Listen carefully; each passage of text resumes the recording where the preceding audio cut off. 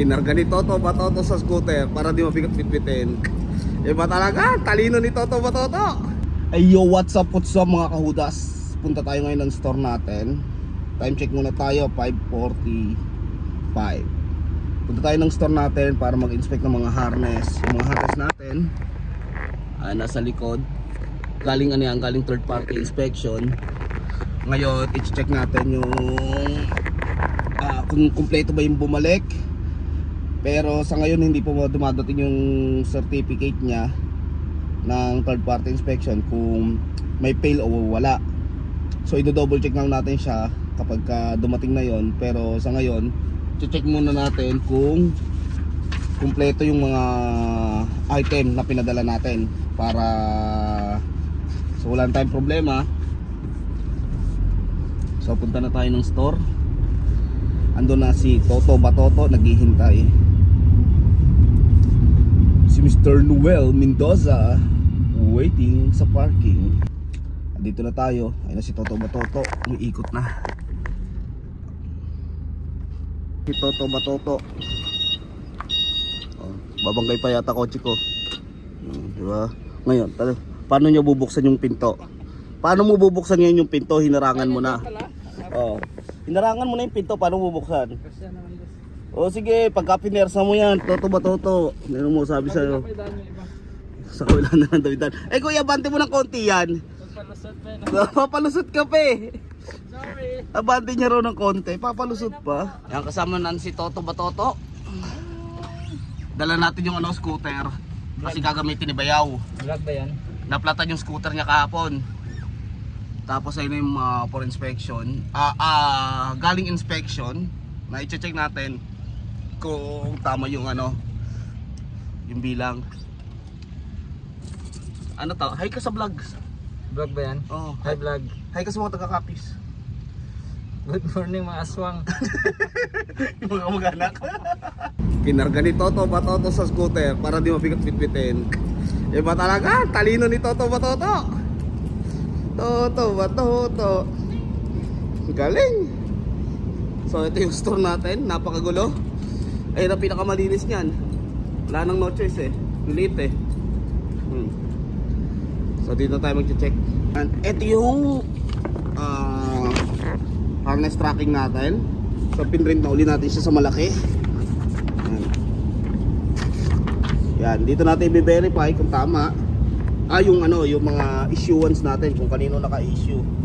Yan. May mga pangalan yan, sa akin, kasama sa inspection. Ganchit, Ricky, Naporn. Ito naman yung third party inspection certificate niya. Ito yung tawag dito. Expire na third party inspection certificate. So dito natin i-base kung tama ba yung dumating. Kung tama yung bilang. And then pagdating nung updated na certificate, kung merong fail, tsaka na natin i-out, and then pwede na natin siyang issue sa tao. So ganun lang. Kung may nag-fail, kung merong mga comment, usually ang mga nagpa-fail lang naman yan, may sa handheld, sa ascender, pag nag-bend, yan, nag-bend yung hand ascender natin, automatic fail, kulang ng ngipin, automatic fail yan. Sa ID, saka sa backup, excessive loss of metal. Sa chest, sa Polaris lanyard, usually ang niyan is untrackable serial number, faded number, mga ganun lang naman. And then sa harness, kung may mga cuts, and then pag talagang medyo pero ngayon kasi mga bago naman yung natin perm to. Yan, bagong issue tayo na itong mga bago nating mga harness. Yan, bago pa yan. Makikita nyo talagang brand new, halos brand new naman every time may nagpe-fail tayo, yan, nag-i-issue tayo ng nag-i-issue tayo na uli ng kapalit nila. So meron tayong stored equipment, meron tayong issued equipment. So yung issued equipment ay yung ginagamit natin daily. Tapos yung stored equipment ay naman yung pinampalit natin sa kanila pagka may nagpe-fail na mga harness o may nagpe-fail na equipment. So kompleto naman tayo dyan, andyan naman lahat. So simulan tayo. Sisimulan natin yung inspection. So para mabilisan lang, magta-timelapse na lang tayo. Sinimulan natin sa ID yung inspection. Ang problema, hindi natin napansin na bumaba pala yung camera natin. Dire-diretso lang ako ng trabaho. Yun pala, putol na ulo ko sa video. Basta dire-diretso lang hanggang matapos. Sinimulan natin siya sa ID, tapos mga device, and then tinapos natin siya sa mga harness. So, tapos na natin yung part natin. Si Toto Batoto naman. Yan, sineset niya na yung mga harness sa issue ones.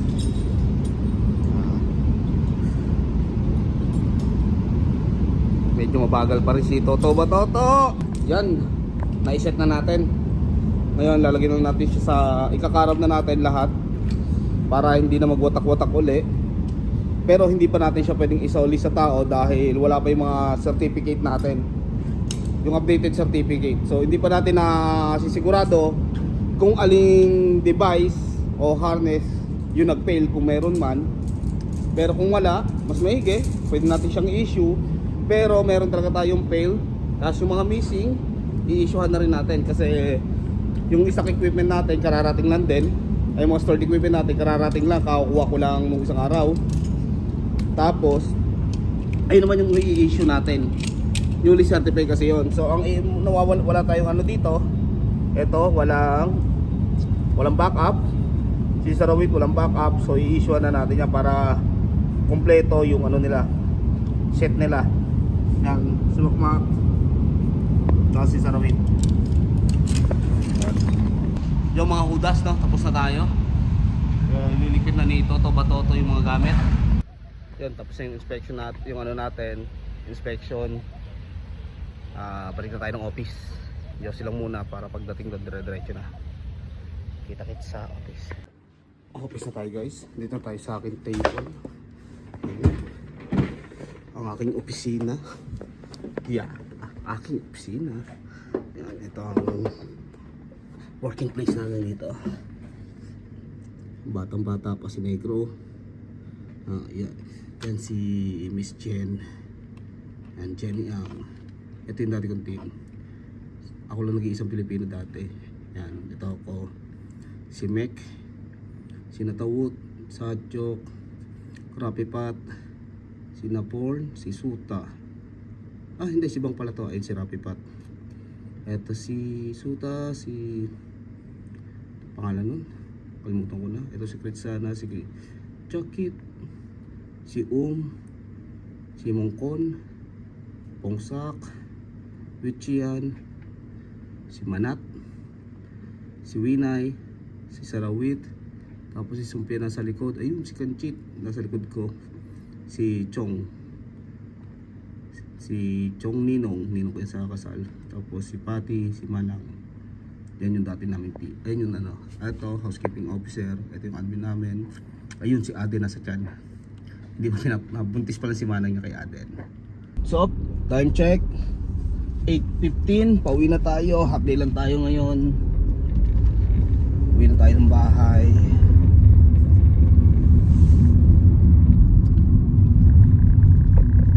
So mga 25 minutes ang biyahe natin galing din sa trabaho. Pero pagpapasok mas mabilis. Ano lang yan, nasa 15 minutes. Minsan kaya nga ng 10 minutes eh. So depende sa takbo mo, depende sa daloy ng traffic. So kita-kits lang sa bahay. Lapit na tayo sa bahay. Time check 8:34. Dito na tayo. Tahir.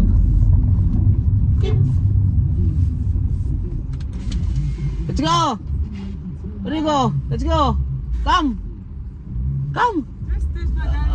Okay, after you. Si Abu Tahir.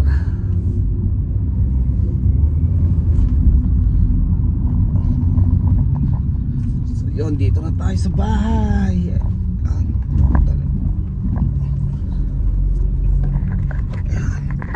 View dito, yan.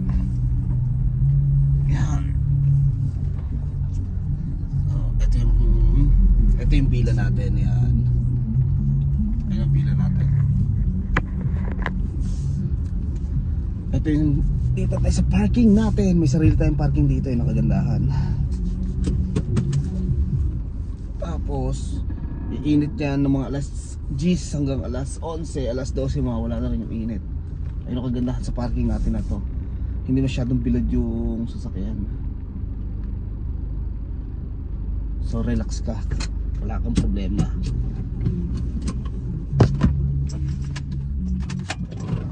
Okay.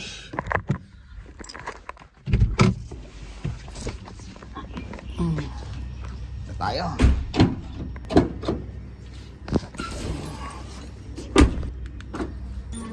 Gar, what's up? How are you, Gar? Aga mo ah. Ay, anong oras no? 8:36 na. Aga mo ngayon umumaya. Kumain ka na? Di pa. May kanin? Papay na pa. May kanin? Karating ko lang eh. May kanin? Kagigising mo lang. Kakarating. Ah, kala ko kagigising lang. Galing ka trabaho. Meron bata. May kanin? Sasangag ako. Ay ba? Ay, ba? May tuyo pa tayo, di ba? Yung galing ano? Oh, may pusit ka pa di ba? Oo, galing Thailand. Tapos may tuyo tayo galing Rojas. Ay. Ayaw ba? Sukay lang yan. Tingnan natin yung ano. Tingnan natin kung maraming kanin. Empty. Walang kanin. Gar, walang kanin, Gar. Naubos na yung kagabi? Ginaon siguro yung tiyador. Ay, yun nga. Walang kanin. Di bale, saing na lang tayo tapos prito tayo tayo.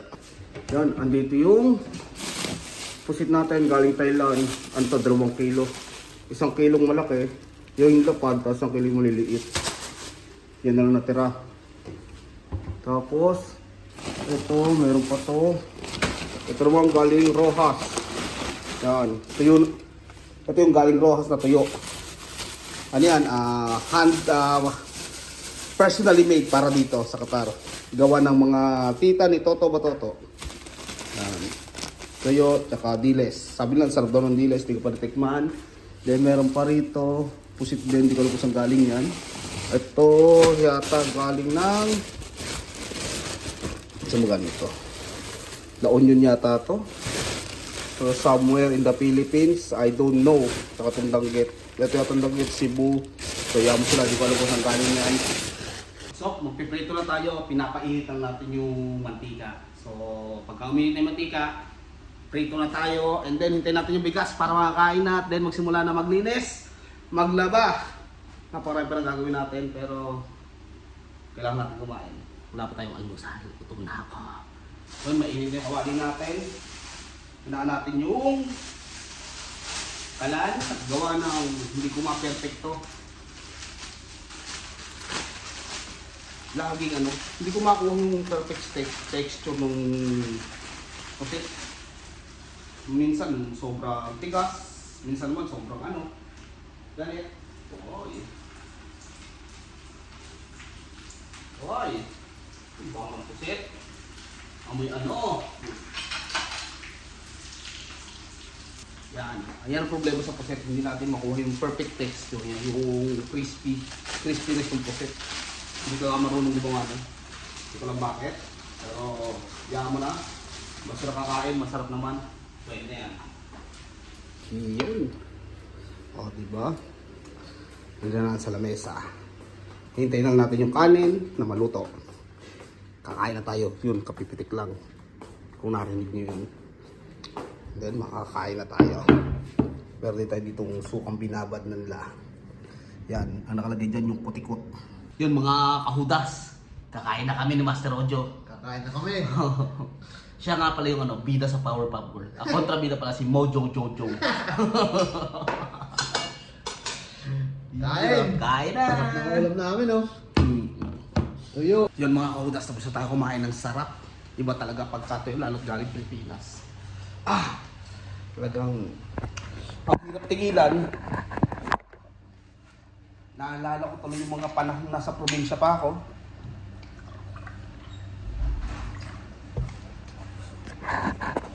Yes, Jo. Naalala ko yung mga simplicity ng buhay sa probinsya pagkatuyo talaga ulam ko. Ano pakaramdam, Jo, pagkatuyo ang ulam? Sarap kumain. Parang nasa probinsya lang, no? Napaparami kain eh. Parang kang kumakain sa ilalim ng ano, ng mangga. No? Buti ko may natira kay Alvin na kanin kahit konti. Uubos talaga. Kung di ka tatayo, ubos eh. So guys, hanggang dito na yung vlog natin ngayong araw na to. Mamaya ulit. Bukas sa susunod uli pala. Balik. Bye!